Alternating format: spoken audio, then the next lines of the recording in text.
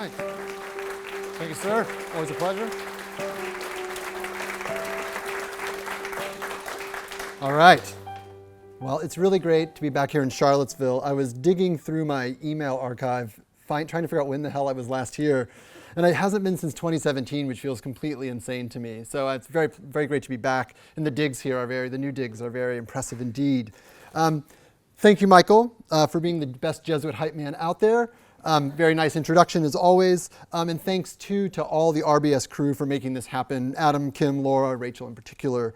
Congrats. Well, and thanks too, of course, to all of you for showing up to listen to me yammer about something that was once entirely quotidian for many, and as the historical record would suggest, largely unremarkable. The act of going to see a bookseller and buying a book. Thanks to all of you tuning in virtually as well in the future. Despite how much I'm capable of talking, and if you know me, you'll understand this, I don't take anybody's time for granted. Okay.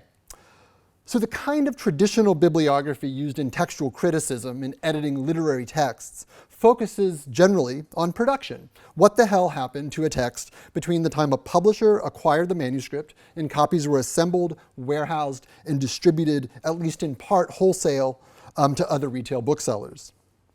A lot of what has traditionally trafficked under book history looks at the production side too. Here I have in mind a long history of interest in printers and publishers, less from the technical side, how the sausage got made, and more in the contextual cultural side of things. Why did this publisher invest in this particular work? How do we make sense of this or that paratext included? And then, broadly speaking, there's reception-oriented book history. We get the mania for marginalia, spawned in part by Anthony Grafton and Lisa Jardine's work on Gabriel Harvey's engaged marginal jottings. And there's a very deep bibliography of work on the history of collecting that has seen a major resurgence in recent years. Work by David Pearson, who I'm humbled to say is in the room today, comes firmly to mind, as does a near obsession, an overdue obsession, I might say, among a widening group of scholars with documenting the reading lives of women through her book inscriptions that appear in a number of surviving early modern books. Occasionally, work on libraries, both personal, familial, and institutional, can speak to collectors' sources of their books. But this work most often can only point to the transaction, not what it involved, not what it was like to buy a book. The typical moment that joined production to reception was retail sale, and yet there hasn't been a whole lot of work on it, on the retail experience as such. It's fallen in the crack between methodological approaches, methodological impulses. Even work on bookbinding before edition binding became widespread in the industrial age either focuses on design and technique, production, or what bindings tell us about their owners, reception, with either hand-waving over how, when, and where bindings were chosen, or, as I will show, not so true truisms. So my task for the next 30 minutes or so is to fill that gap a little bit and to correct a few misconceptions, to offer you all a sense of what buying a book in early modern England looked like. By early modern here, I mean the 16th and 17th centuries, with a particular eye on the later 16th and early 17th, on Elizabethan and Jacobean England. I come, as Michael said, from an English literature background, so still cannot fully escape wanting to know things about the period in which Shakespeare did Shakespeare things. Now, there were, of course, all kinds of ways people could end up with a book or other type of printed artifact. For instance, you had hawkers and Mercuries. Here are two women from a 1688 series on the cries of the city of London. The one on the left has a basket of almanacs. If you look carefully, you can see that at least a couple there are bound. And the one on the right is selling copies of the London Gazette, a newspaper that had started out as the Oxford Gazette in 1665. It's still around today, although much diminished. Now, early usage of those terms, hawker and Mercury, suggest a blurry distinction, but some contemporary sources, just for trivia here, point to hawkers as vendors who generally sold books from fixed locations around town, with Mercuries, as the name might imply, running about, rather like guys on bicycles with ice cream carts in the neighborhood that I live in. In any event, one way to get a book or other piece of print was essentially to have one thrust at you while you were walking down the street. Or you might know that a hawker who always had, say, the latest murder book or the best satirical poetry would be at the corner of such and such, and you could seek them out. In this sense, to continue my bad food analogy, one's relationship to a hawker might have been something like a relationship to a food truck, a taco truck, or something like that. Now, the usual assumption about booksellers that lacked a brick-and-mortar presence is that they dealt almost exclusively in the kind of print I just mentioned: almanacs, what we usually call pamphlets, chapbooks, that kind of thing. Well, this appears to have, for the most part, been the type of stock that hawkers generally carried. That almanac example in the engraving, with its seemingly upmarket bindings, does provide some evidence that, at least in the later 17th century, you could buy proper books from such vendors, right? Formally and finely bound objects. One example of this is no doubt an exception, but it helpfully points to a relationship between hawkers and a major publisher, as well as consumers' willingness to purchase finely bound books from street vendors. While I offer up this anecdote, here's my poster picture, a great 1650s engraving of a guy browsing a book on offer from a satyr. And now I should say that if you ever find yourself in the woods being offered a book from a satyr, maybe don't lean into the experience as firmly as this gentleman. So in anticipation of Charles I's execution in 1649, his publisher, Richard Royston, put out the icon Basilica, which I'll describe here as an autobiographical, if partially ghost-written martyrology, a sort of self-martyrology before the fact. It quickly became a bestseller. The first edition was either mostly or entirely seized and destroyed by officials who weren't keen on anything stoking allegiance for the recently decollated or decollated monarch. Got to use my bibliographical puns while I can do them. This is the only audience for that.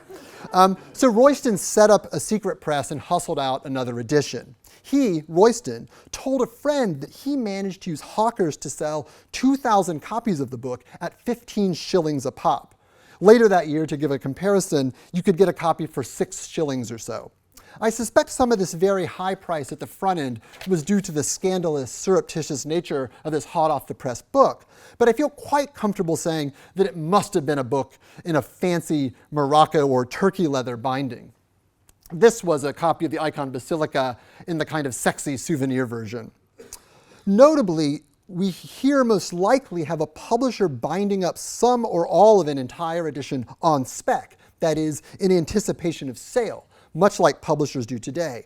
Now, this isn't an anecdote from which one can generalize, but it does provide evidence that a high-demand environment could prompt a bookseller to invest in bindings and work directly with one or more binders to turn around a lot of books quite quickly. And this is what I'm going to come to in the sort of third leg of my talk. Beyond hawkers, there were myriad other ways you could buy a book. You might purchase one from a friend or family member, or as the 17th century gentlewoman Frances Wolferston did, get it from a rando. As she documents in an inscription, she bought this book, a secondhand copy of the 1605 edition of Du Bartas's Divine Weeks, as translated by Joshua Sylvester, of soldiers. The book may very well have been looted and sold during the Civil War, so maybe not the best provenance to get for your books, Francis. That's okay. You could also correspond with a seller in London to have books shipped to you at your country home, or have an agent go to a shop for you. Edward II Viscount Conway worked remotely with a number of booksellers in England and on the continent to stock his library, which ultimately totaled more than 13,000 volumes in the mid-17th century. He was not a slacker when it came to buying books. If you can imagine a way to get a book that exists within the bounds of early modern technologies, it's likely that somebody got a book that way. Because I'm about to transition to discussing dedicated bookselling businesses, I'll just mention here that plenty of other types of shops also sold books in addition to dedicated booksellers. Just one example. In 1630, a group of milliners, which at the time, or as the OED puts it, was somebody who made and sold fancy wares, especially accessories and apparel for women, a group of milliners complained about a Star Chamber decree that limited the sale of Bibles, New Testaments, and Psalters only to members of the Stationers' Company, members who belonged to the official trade organization that ran the book trade. They argued that this was going to cut into sales, quote, of such books bound in rare and curious embroidery and needlework. The milliners who made embroidered bindings wanted to sell Bibles and small books already bound in embroidered bindings, and this regulation, which restricted them to the book trade, was a problem for them. And so you get these kind of moments where you can see books existing outside of the sort of standard ecosystem of regular booksellers, that books appear all over the place. Soldiers' sacks, embroidered shops, etc. Okay. At least in larger towns and cities, the typical way to buy a book, say Shakespeare's Hamlet, the best-selling sermons of the silver-tongued preacher Henry Smith, a multi-volume tank of a book like Holinshed's Chronicles or John Fox's Acts and Monuments, or the hottest Reformed theology published in Basel, was to interact with a person, to interact in person with a specialized retail bookseller. How would you know, though, what was out there to buy in the first place if a hawker wasn't screaming at you from the side of the road, or you didn't have an in-the-know friend who could make recommendations? In a manuscript that's now at the Bodleian, a young man named John Ramsay wrote in the late 1590s or so that booksellers in Blackfriars, a part of London, had catalogues that he perused. Now, to the best of my knowledge, no such catalogues like this survive. For the specialists out there, I'm accepting the printed Monsell and Jagger catalogues as rather different kinds of things. It could be that Ramsay was looking at printed ephemera that's been lost to time, or manuscripts, or perhaps even larger painted lists that function as signage outside of bookshops. There's a mid-17th century engraving at the Galerie du Palais in Paris with titles on a board above bookcases from about the 1640s or so. And so maybe something like that. By the middle of the 17th century, some English publishers made use of blank space at the end of their editions to list some of their stock. And this is something that continues well into the modern period when you see, especially like the different points between editions, 18th, 19th century, like, do they have these advertisements? Those things go back until the kind of mid to later 17th century.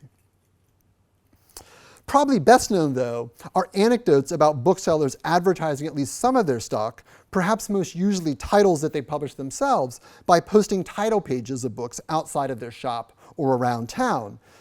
In this rather famous epigram, "To My Bookseller," the poet and playwright Ben Jonson expresses displeasure at the reality that his artistic endeavors are subject to the vile arts of commerce.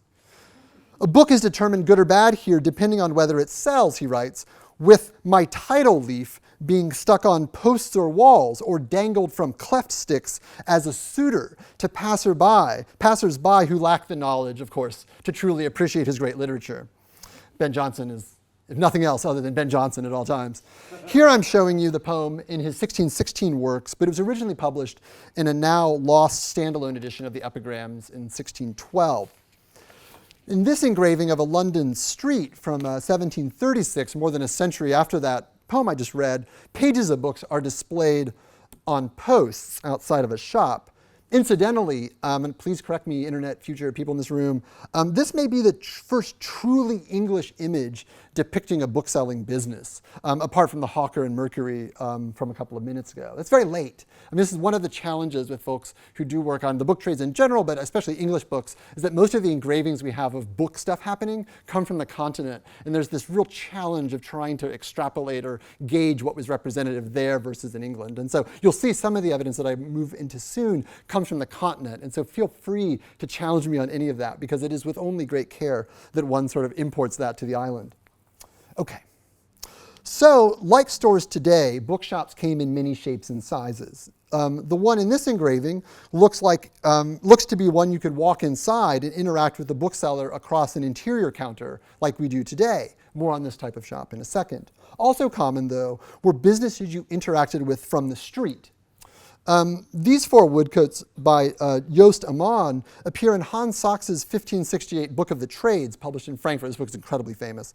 The one showing the interior of a bookbinder's workshop, for instance, is reproduced in damn near every article on the subject, just to get an image in there. And historians of other trades similarly lean very heavily on other cuts from this series. They're some of the very few 16th century images we have of tradespeople doing tradespeople things.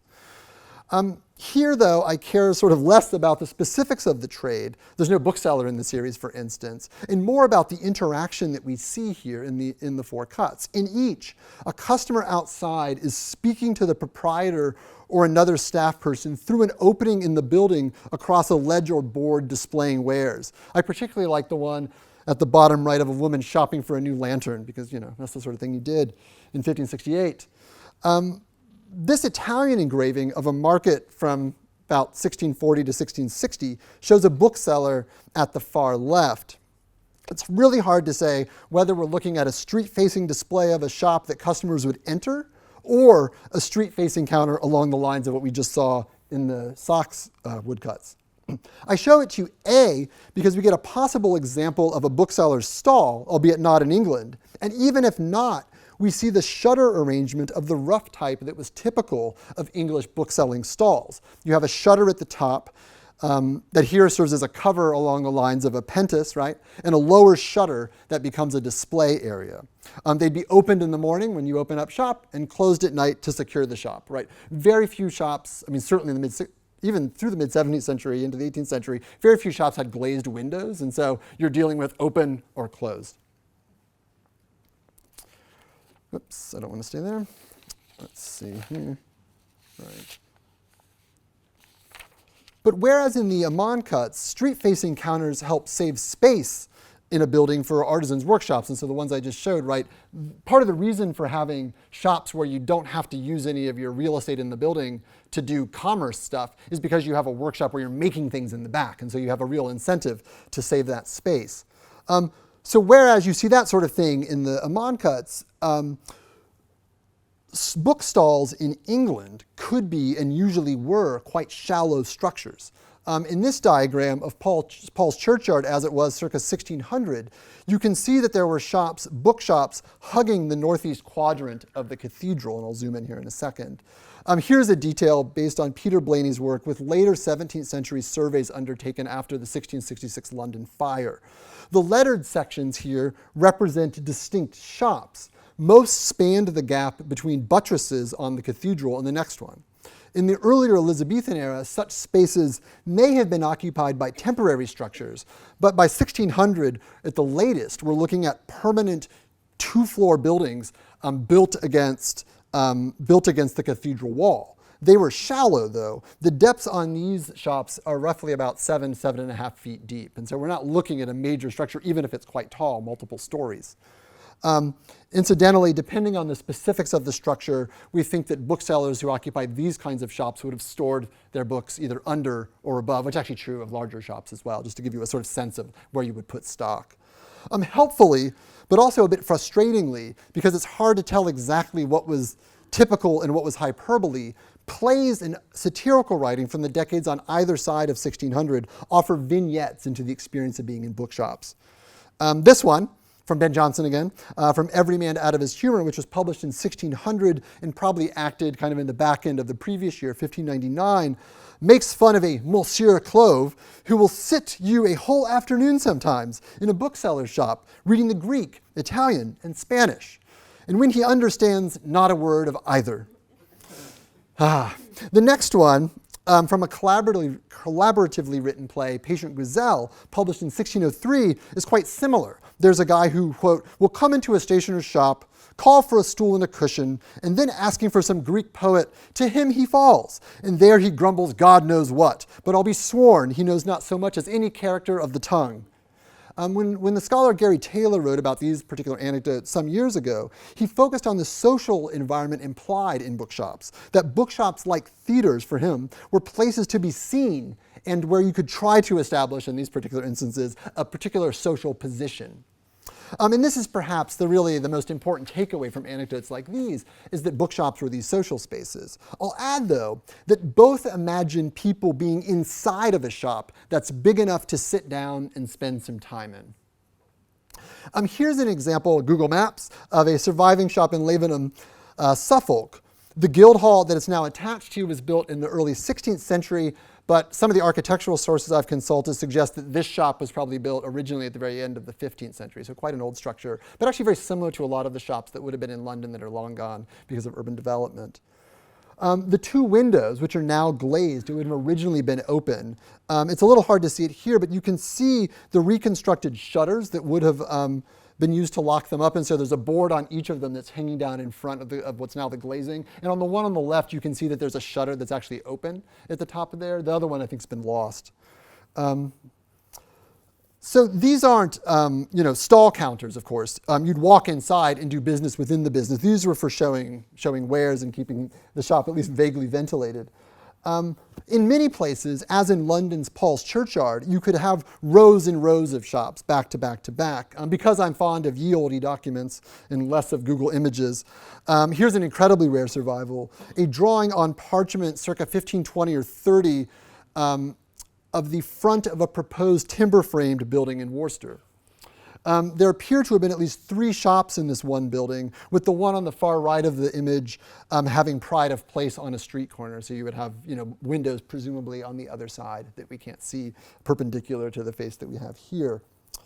As for interiors, I could show you a few different images, but I like this pair of small Dutch illustrations that are pretty famous. These images, now dated to circa 1630, they used to be attributed to a different artist and placed later in the 17th century. These depict a shop that sells and binds books alongside artwork and globes, right? And so we have a kind of multi-purpose shop, which I think is a useful reminder, again, that our sort of interest in the sort of unified, sort of hermetically sealed books-only bookshop is something that we should always want to imagine there being a little bit of a kind of fuzziness around. Because, of course, people who are in the business to sell books, like today, probably sold lots of other things as well. Okay. It's also, I would say, this shop, which is probably in Harlem, is also seemingly pretty spacious, too. I mean, you've got a decent amount of places to occupy for customers to operate. Then you also have a very large area behind the counter for staff to knock around, and also a lot of wall space to display books. Okay, so lots of variation in bookshop sizes, as you can see in this reconstruction of shops just to the north of the section of the cathedral that I showed a minute ago. So I was showing the shops that were kind of down here, and this is a set of shops not attached to the cathedral that were above. At the far west, you get a rather modest guy, a shop that's about 12 by 9 feet, and another pretty far to the east up there, kind of the penultimate one on that top row, that's about 14 by 17 feet. So, relatively small. Then you get some really deep ones, over 40 feet deep, and 2 here with over 28 feet of frontage, street frontage. One warning, though, of course, with the especially deep ones in particular, it's very unclear how they were divided and what sections would have been accessible to customers. And so when I say some of these shops are about 40 feet deep, take that with a bit of a grain of salt. But which is just to say that in this sort of prime district in London for bookselling, you have shops of various shapes and sizes, but a lot of them are ones that you could go inside and browse books. Let's see here. And while we're here, I'll just note that Humphrey Robinson's shop is on this map, just to the east of Augustine Seward's. And he'll appear again in my story in a couple of seconds. Like other businesses, bookshops were identifiable by signs hanging out front, and there were tons of variations on what the signs could look like. You'd have the sign of the Bible, the sign of the black spread eagle, the sign of the black bear, unfortunately, the sign of the black boy, there's no escaping race, and in the 1650s, the sign of Ben Jonson's head. Humphrey Robinson's shop, which I just pointed out on the map, was at the Three Pigeons. Sometimes these signs were associated with a particular proprietor, and sometimes they stayed with a given shop as it changed hands, sometimes within a given lineage, father to son, widow to son, owner to apprentice, and sometimes not. Imprints on title pages sometimes specified the sign of a given publisher or distributor shop, and sometimes they didn't, giving only the stationer's names. A lot of sometimeses, which makes it a little bit difficult to know exactly how people would have known where to go when they knew what they were looking for, or when they knew what they wanted to find. So that's my super rough overview of shop architecture, which has some bearing, of course, on the book buying experience. One part, as mentioned, relates to the social experience. In walk-in shops, there's more possibility of hanging out, like we see in comic book shops, the few video stores that still exists, and, bookshops that are still around. Another is simply that in a larger walk-in shop, you could display and generally store more stock. And there's the business about identifying businesses with signs. Next, if you're a late Elizabethan reader and you find yourself in a shop or at the counter of a stall, who would you ask to show you that book of Greek poetry that you didn't actually know how to read? Because early English bookselling businesses were known by the name of their proprietor, first and foremost. Scholars will write about, say, a fan of English plays buying the 1619 Shakespeare quartos from William Jaggard, the bookseller who printed and seems to have been the primary mind behind their publication. The few accounts of book buying we have, though, suggest that folks maybe more often, interacted directly with apprentices. Here from Thomas Nash's Piers Penniless, published in 1592. Get the black letter type here. If I were to paint Sloth, I would draw it like a stationer that I know, with his thumb under his girdle, who if a man come to his stall and ask him for a book, never stirs his head or looks upon him, but stands stone still and speaks not a word, only with his little finger points backward to his boy, who must be his interpreter. Thomas Nash is very funny and very mean. There's another satire from 1615 by Henry Parrott called The Mastiff, with a long section talking about different types of book buyers. It's quite funny, but I couldn't bear to show you the horrible digitized microfilm images that I have of the book. So you have to trust me when I tell you that the little vignettes it offers of book buying offer interactions both with the stationer/seller, the terms the satire uses, and the boy. Sometimes we have surefire evidence, though, of the master of the shop being directly involved in a transaction. This is like the only binding I'm going to show in a talk about book bindings. Here is a very typical 1630s-ish, maybe 1640s-ish calfskin binding with leather that's been very heavily overtreated in subsequent centuries on a 1633 Latin dictionary of historical, geological, and poetical terminology that was published in Geneva. If you open it up before the title page, you'll see this inscription: "Bought this book at the Three Pigeons in Paul's Churchyard, and I warrant it perfect. Witness my hand, 4 August 1648. Humphrey Robinson." That's why I mentioned him earlier.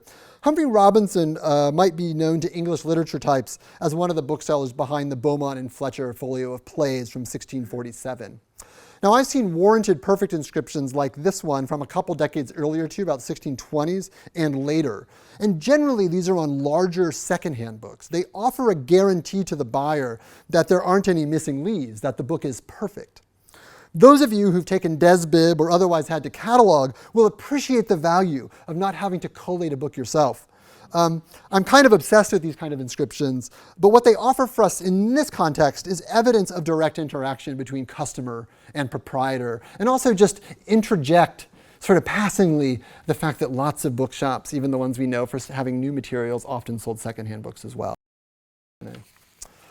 There's been a lot of work in recent decades on women who ran bookselling businesses, almost always after the death of their spouse, so we should expect that customers of those businesses regularly purchase from women. It also seems likely that many women were involved in the business activities while their husbands were alive too, especially when shops and residences were attached to the business premises themselves. One type of evidence I've never seen mentioned in these discussions, though, is the trade token.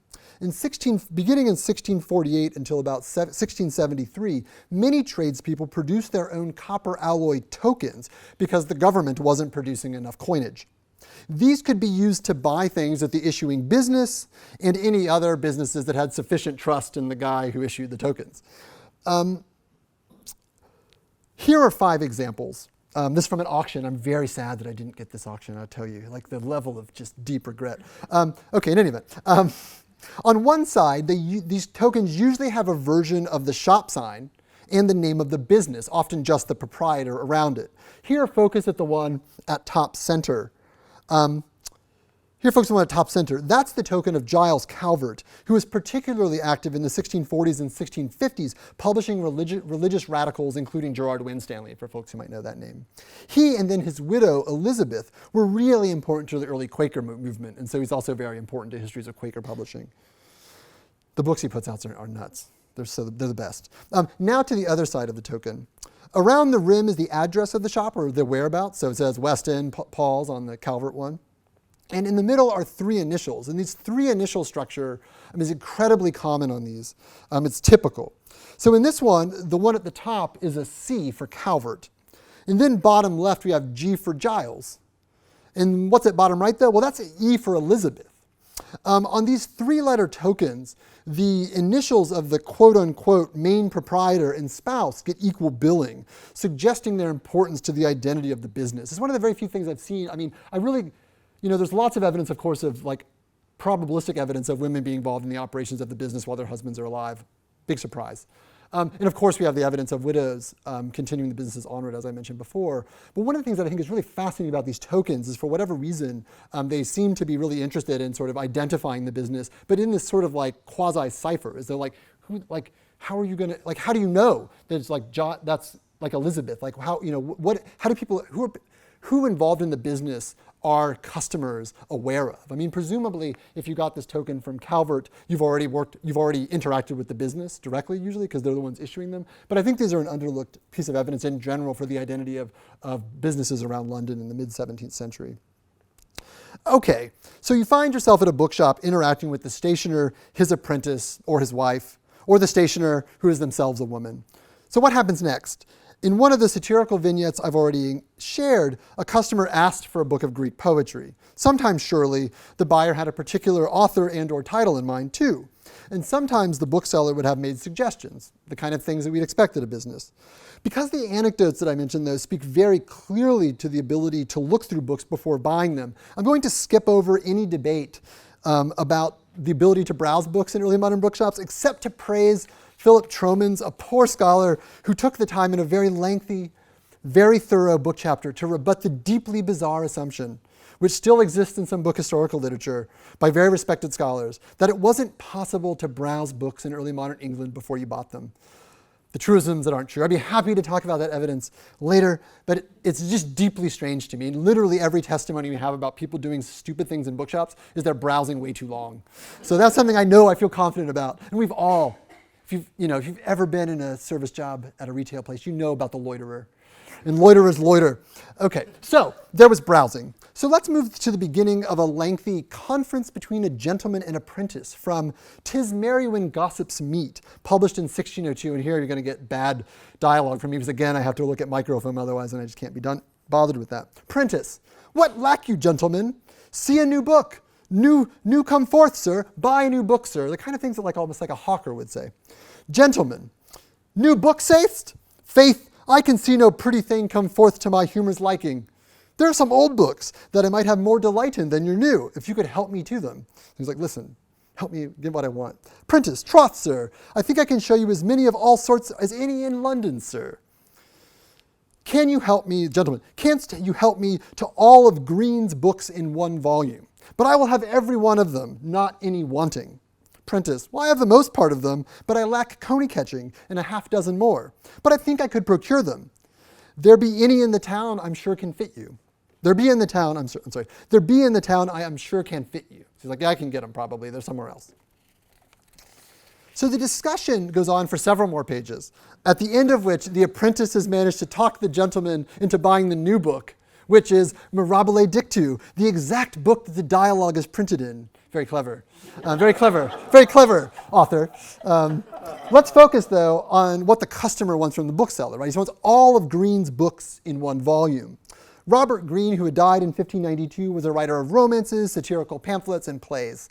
Our gentleman is asking for what's known as a Sammelband, a bound together, a compilation of several separately published editions between a single set of covers. The apprentice notes that he has quite a few of these constituent books for sale, enough to indicate that his business can't be the business that published all of them, or indeed any of them. A useful reminder that both that publishers sold wholesale and that publishing booksellers operated retail shops that sold other people's publications alongside their own. The Humphrey Robinson used book example from before also shows this, right, and introduces secondhand book buying and selling into the mix. Whole lecture of its own. Before trying to pivot to his own sales pitch, the apprentice also notes that he thinks he'd be able to source the pamphlets he doesn't have in stock from other booksellers in town on behalf of the customer who's looking at him right then. There's also a hint here of the issue that I want to spend the rest of my time on. The issue I perhaps have something at least a little bit newish to offer. What little I was taught about book buying by quite eminent book historians, mind you, was that you'd go into a shop, you'd ask the bookseller for a copy.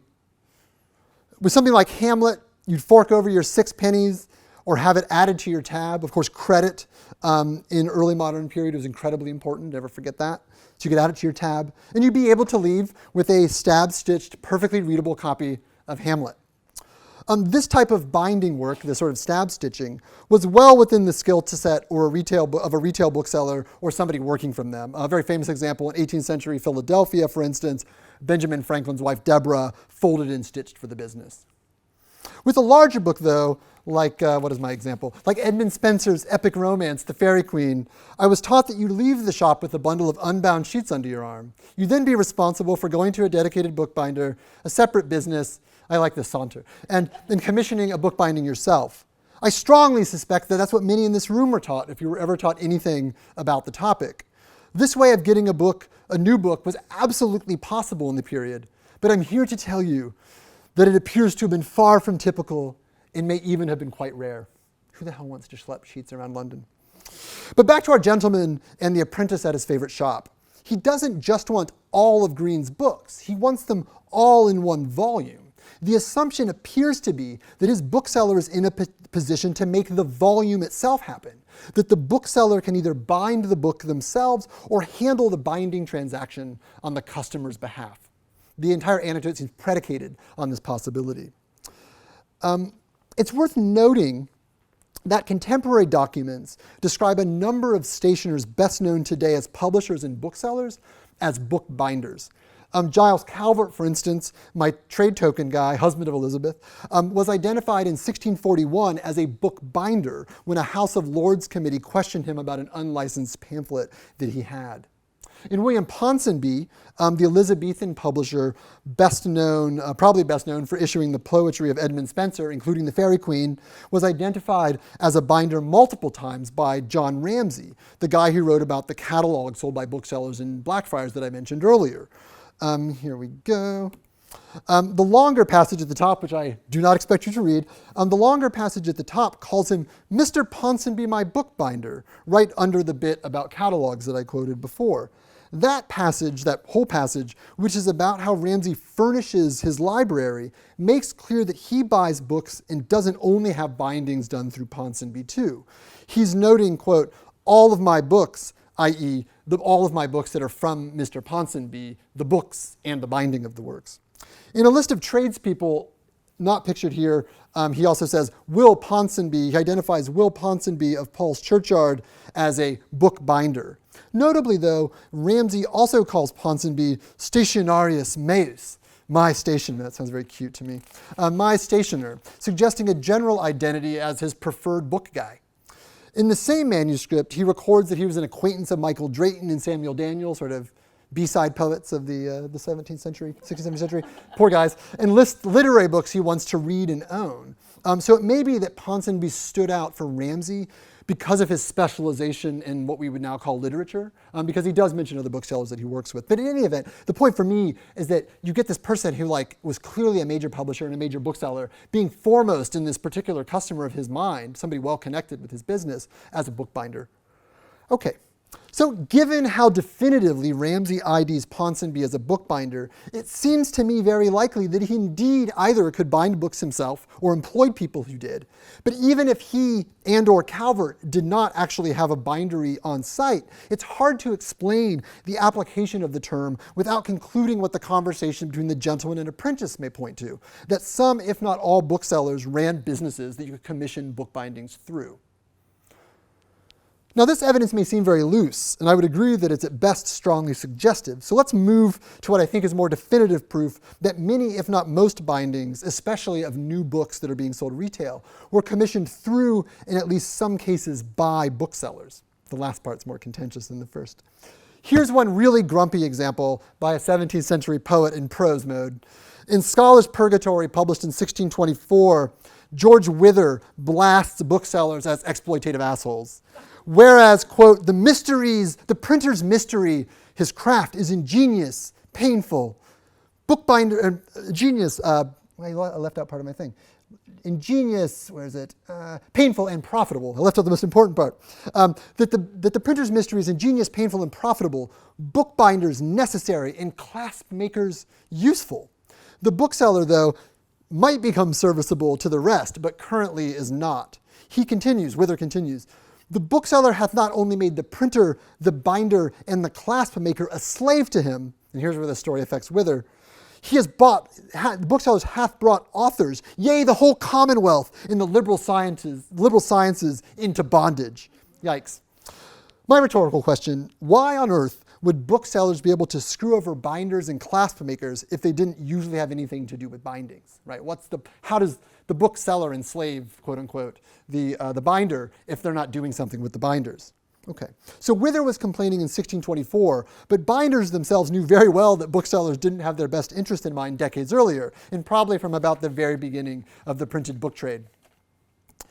You can't read this either, probably. Well, some of you, if you've taken paleography with Heather Wolf.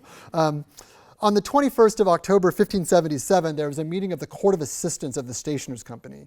This was the committee within the trade organization that governed the book trade in London that adjudicated intra-trade disputes.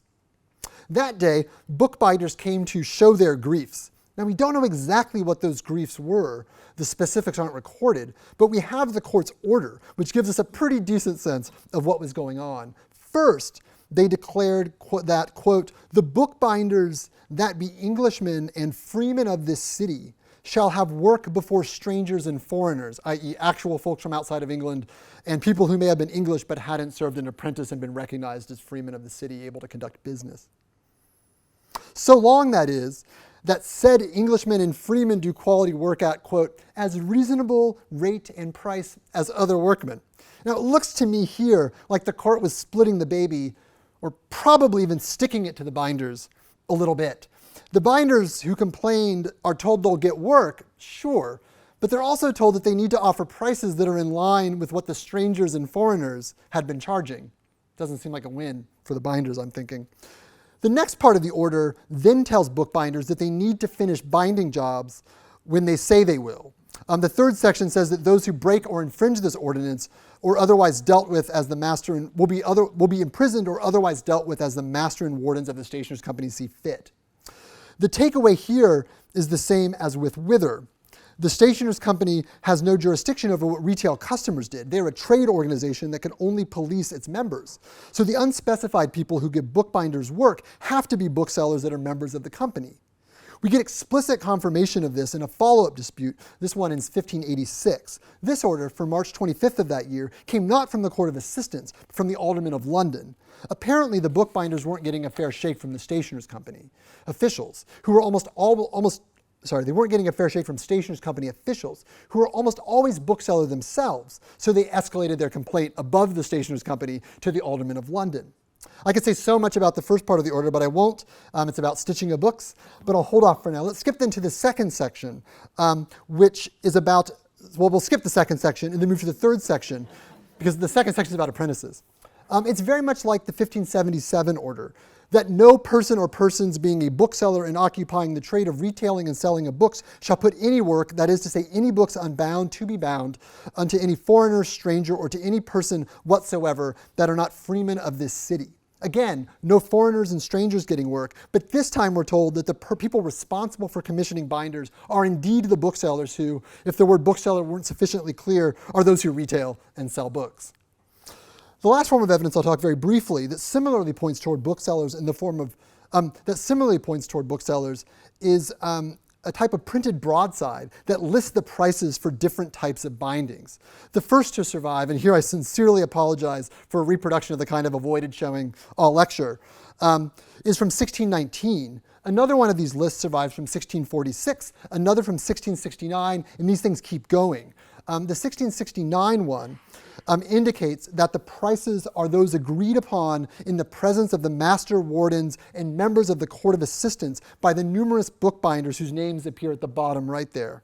These lists are a tiny bit more ambiguous than the 1577 and 86 orders, but their origin within the stationer's company almost certainly means that they were meant to structure an intra-company relationship, that is, the one between booksellers and binders. In this way, the lists appear to be very explicit new versions of the price section of that 1577 order. They hold bookbinders to set prices that the stationer's company was prepared to enforce. Okay, to put this to bed, a major part of the reason that I offered the gentleman and apprentice example up front is because it imagines most binding transactions going through a bookseller and not necessarily originating with them.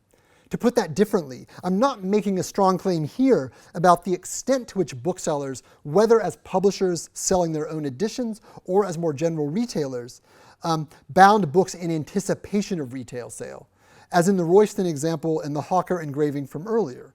Booksellers, publishers or otherwise, had a strong financial reason not to bind on spec.